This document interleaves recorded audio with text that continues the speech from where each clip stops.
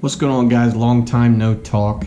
There's probably 100 videos out there like this, but I'm finally going to unbox my GoPro Hero7. Finally.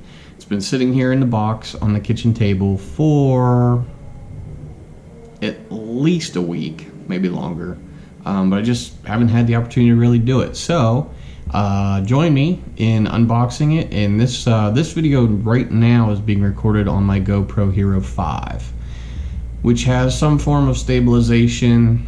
Right now I'm waving this back and forth and I'm kind of bouncing it around, and not really sure what it'll look like because I just don't know, but it's kind of like a test to see how the 5 compares to the 7, and I'm just kind of like, you know, bouncing the whole camera and moving it back and forth. So let's get busy. Alright, so here is the GoPro Hero7 Black with gimbal-like hyper smooth stabilization. It is a 12 megapixel camera, 4K 60, whereas the Hero 5 Black that I'm currently using is 4K 30. Supposed to be waterproof or water resistant for 33 feet. And this now will connect through your phone to do live streaming directly from the camera. So that's pretty cool. GoPro app. Oh yeah, here's the rest of the stuff. So it has 4K 60, 1080, 240, 12 megapixel camera, 33 feet water, voice activated, touchscreen, 8x slow-mo. That's a new feature that they've put in the GoPro Hero 7 Black. It may be in the Hero 6. I skipped the 6 and went from 5 directly to 7. It has GPS, stabilization, live streaming, and HDR. So I also got a 32 gig SD card, micro SD card, and I decided to get an extra battery just so I have it. Now this says Hero 6, Hero 5, but apparently they also work in the Hero 7. So, battery, SD card, camera. Let's get this camera open so I can get rid of this terrible glare. So there appears to be a nifty little pull tab here on the bottom, this blue stripe. I'm going to do this one-handed. Oh yeah, there we go. Perfect. Piece of cake. Alrighty.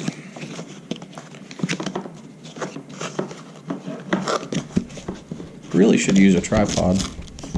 I'm going to end up ripping the box. That's fine.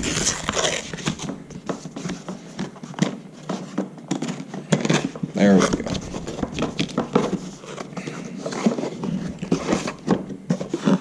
Okay, so like the Hero 5, the GoPro is actually mounted to the box. And, you know, do your typical GoPro mounts. Flip the little rubber piece off. I'm sorry, not off. And then pinch. See if I can do this here. Hold the camera. Oop, there we go. Pinch the 2 prongs and slide off the camera. Okay.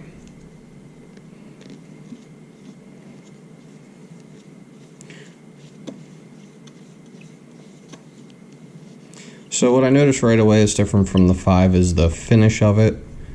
Seems a little bit more refined. The lens area is a little bit different. Oh, there we go. Okay. Record button's the same. Here's the little door where your USB-C hooks. I'm assuming the battery's still in the bottom. And the power button over here. So essentially, yeah, basically the same case as the Hero 5 and theoretically the Hero 6. I'm going to hold this up to my Hero 5 to see how the size compares. And it is absolutely identical. which is awesome because that means that all of my cases, like my waterproof case, the actual legitimate waterproof case, will fit this in addition to my Hero 5. So, sweet. Alright, moving on. Set that aside. That's trash. In the box should be, and is, a little booklet, stickers, which are matte black this time, not glossy. Important product and safety instructions in probably 18 different languages, if not more.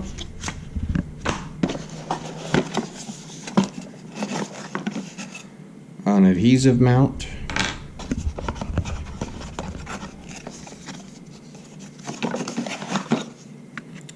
The connection for the computer, which is USB to USB-C. Another adhesive mount. Battery.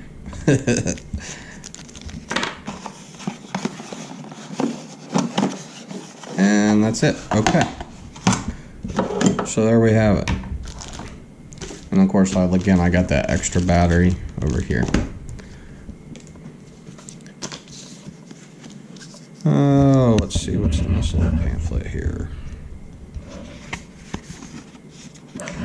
Basically, this is a get started kind of pamphlet here. So they want you to download the app. I already have it. What I'm curious about is how it's affected between the GoPro 7 and the GoPro 5. Put the SD card in. Yada, yada, yada.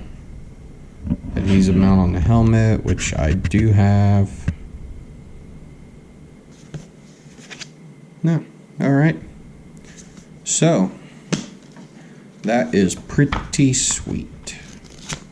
Now, I'm going to get this operational and record the end of this on the GoPro Hero 7. The audio for this is from the GoPro Hero 5. I'm not using the microphone. Over here is the lapel mic that I usually use. So this is just raw audio from the camera. And I'll be back in a second when we switch it up.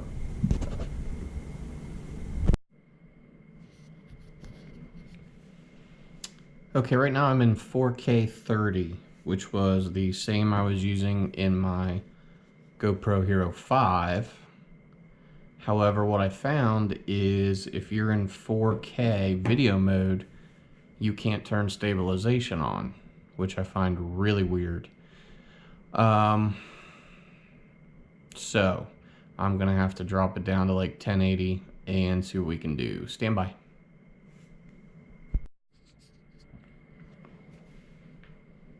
Okay, so this is actually 2.7K at 60 frames per second, and the stabilization is in auto mode.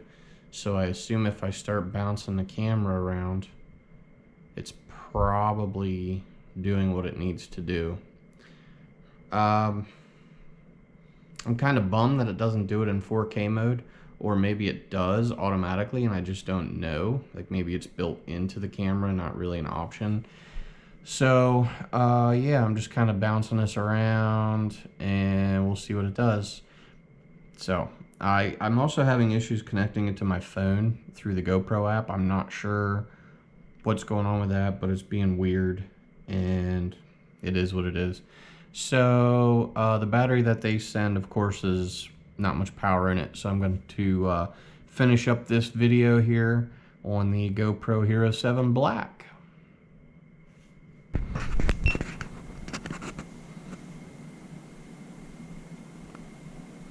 Okay, so in my left hand, which is this one over here, moving around, is the GoPro Hero 7 Black. This one over here, moving around, is the GoPro Hero 5 Black. Both of these are set at 2.7K, 60 frames per second wide angle view. I'm going to use the audio intermittently from both of them just to see the difference in audio quality between the two. And this is obviously a side-by-side video, so I'm kind of looking at image quality and clarity, and also checking into the stabilization thing. I'm going to shake them both.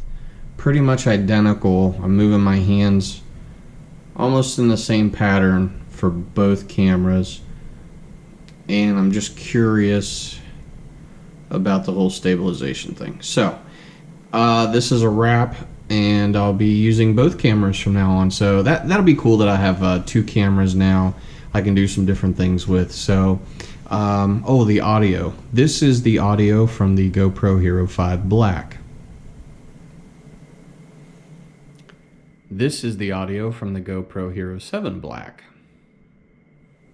Alright guys, let me know what you think, and we'll talk to you later. Take care now. Bye-bye.